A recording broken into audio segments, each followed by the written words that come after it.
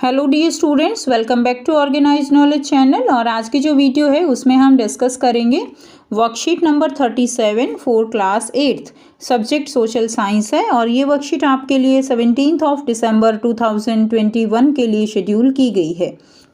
आज की जो वर्कशीट है प्यारे बच्चों, उसमें हम चैप्टर 9 जो है उसी को कंटिन्यू करते हुए हम आगे पढ़ेंगे। चैप्टर 9 हमारा है the making of the national movement 1870 से लेकर 1947 तक। सो वर्कशीट शुरू करने से पहले प्लीज़ चैनल को सब्सक्राइब कर दीजिए, बेल आइकन को भी प्रेस कर लो ताकि आपको आने वाली वीडियोस की नोटिफिकेशन वो समय से मिलती रहे। सो देखिए बच्चों, आज की वर्कशीट में क्या दिया गया है।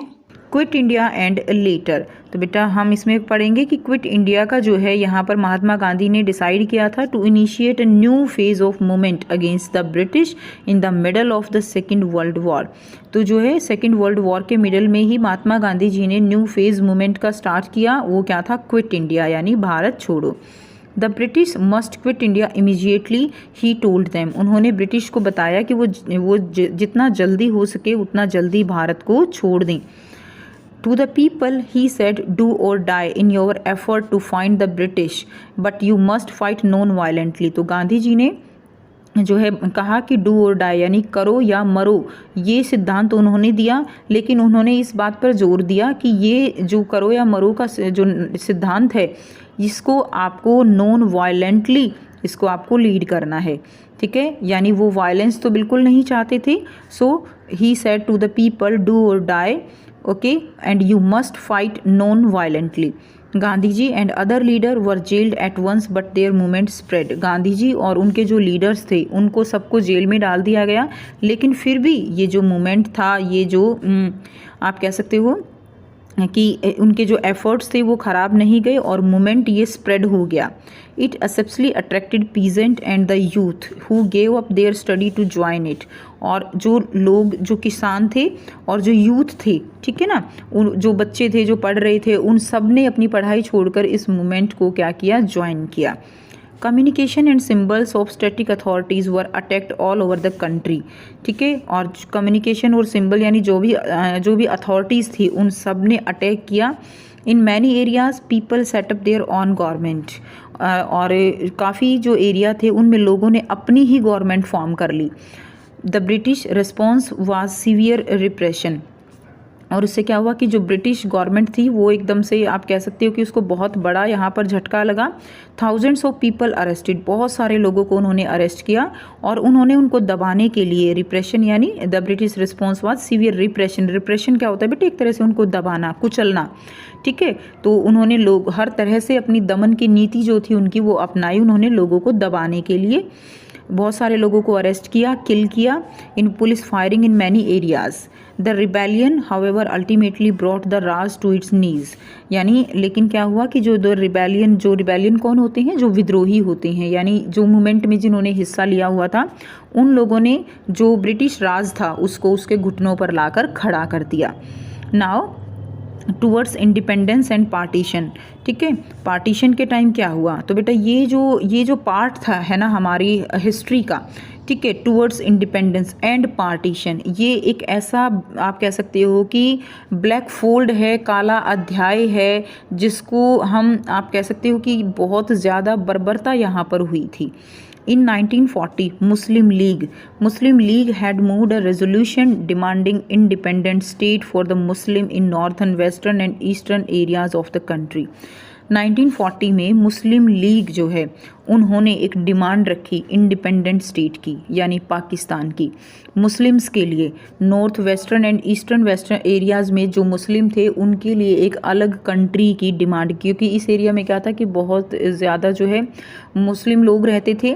तो इनको क्या डर था? As they fear that they would always have to play second fiddle in any democratic structure. Muslims जो है उनको ये डर था कि वो यहाँ पर मेजॉरिटी में नहीं है, ठीक है, और मेजॉरिटी में नहीं है तो उनको हमेशा ही माइनॉरिटी में रहना पड़ेगा डेमोक्रेटिक स्ट्रक्चर में। इट फियर दैट मुस्लिम में इवन गो अनप्रेजेंटेड। उनको ये भी डर था कि उनको जो है कि कहीं उनको रिप्रेजेंट ही ना करें। ठीक है, दे इवन गो अनरिप्रेजेंटेड, यानी उनको कहीं पर कोई अधिकार ही ना मिले। The Congress rejection of the League desire to form a joint Congress League government in the United provinces in 1937 also annoyed the league.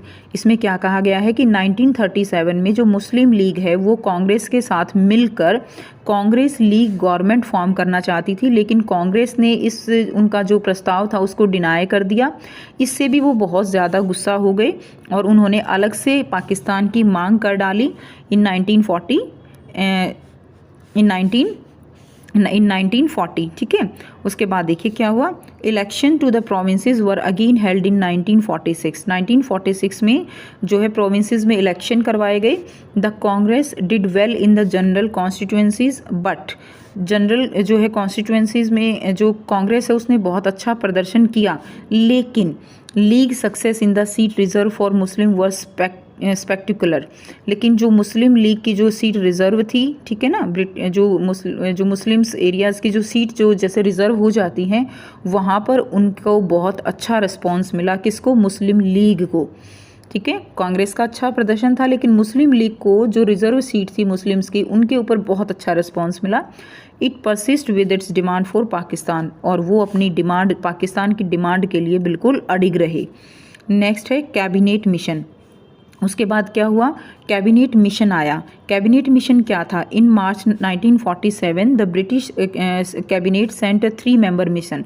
तो ये जो है क्या था? एक 3 मेंबर मिशन था, उन्होंने दिल्ली भेजा। किसने? ब्रिटिश ने। ठीक है, ब्रिटिश की तरफ से 3 मेंबर का एक मिशन बनाया गया जिसको कैबिनेट मिशन कहा जाता है।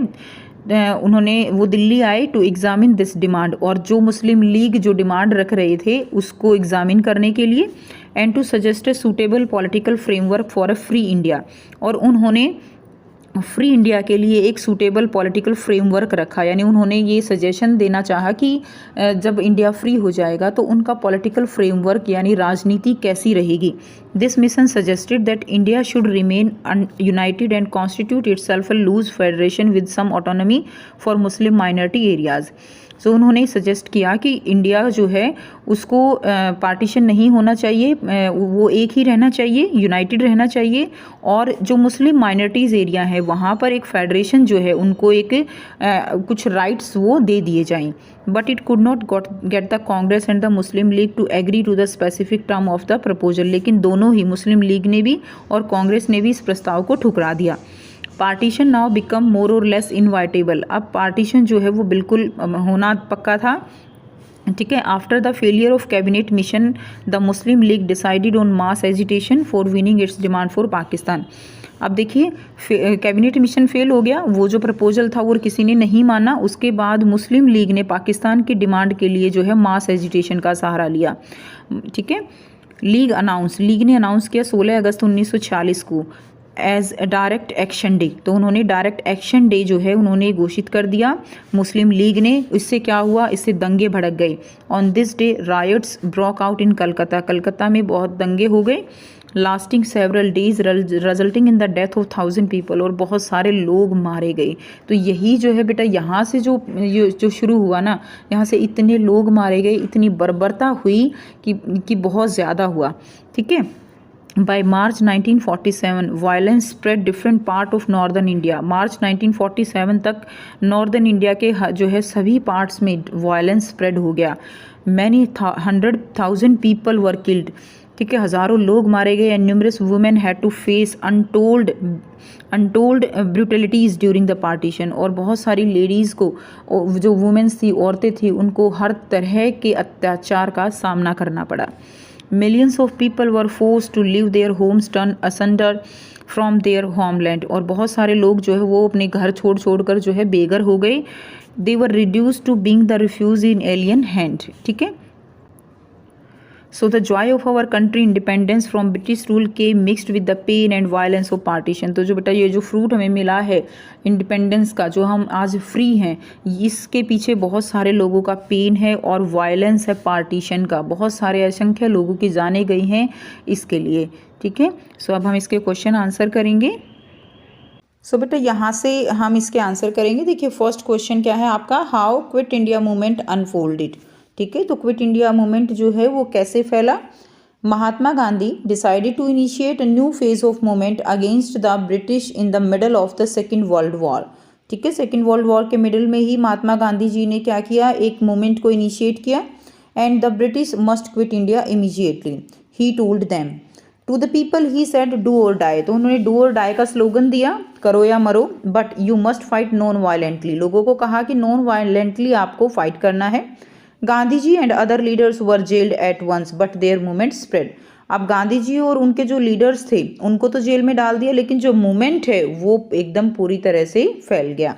ठीक है, तो यहाँ से आप इसको करेंगे। नेक्स्ट क्वेश्चन देखिए, why did Muslim league push for the demand of independent state for the Muslim.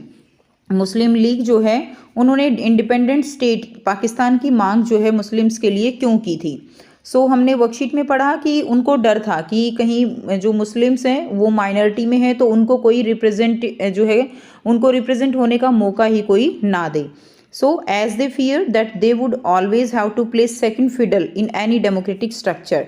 तो उनको यही था कि उनको जो है फर्स्ट, जो आप कह सकते हो फर्स्ट फिडल उनको कभी नहीं मिलेगा, हमेशा उनको पीछे रखा जाएगा। And it feared that Muslims may even go unrepresented. ठीक है, तो उनको अनरिप्रेजेंटेड रखा जाएगा, इसीलिए उन्होंने डेमोक्रेटिक जो स्टेट है उसकी मांग की थी। नेक्स्ट देखिए, क्वेश्चन नंबर 3 करेंगे। Why was cabinet mission formed. Cabinet mission जो है वो क्यों फॉर्म हुआ, क्या था, and what were the proposal of it. ठीक है,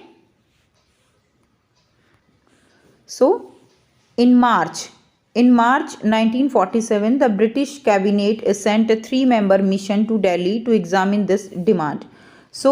ब्रिटिश जो है उन्होंने 3 मेंबर की एक कमेटी आप कह सकते हो मिशन जो है वो दिल्ली में भेजा टू एग्जामिन दिस डिमांड। जो डिमांड कर रहे थे, मुस्लिम लीग अलग डिमांड कर रही थी, कांग्रेस अलग डिमांड कर रहे थे। ठीक है, तो उसको एग्जामिन करने के लिए ये टीम भेजी गई थी। And to suggest a suitable political framework for a free India. Political framework को जो है किस तरह से होना चाहिए वो यहाँ पर उसको जज करने के लिए भेजा गया था। और उनके प्रपोजल क्या क्या थे, India should remain United. India जो है वो यूनाइटेड रहना चाहिए, यानी उसको वो जो है नहीं चाहते थे कि ये बट जाए। सेकंड क्या है, constitute itself as a loose federation with some autonomy for Muslim minority areas.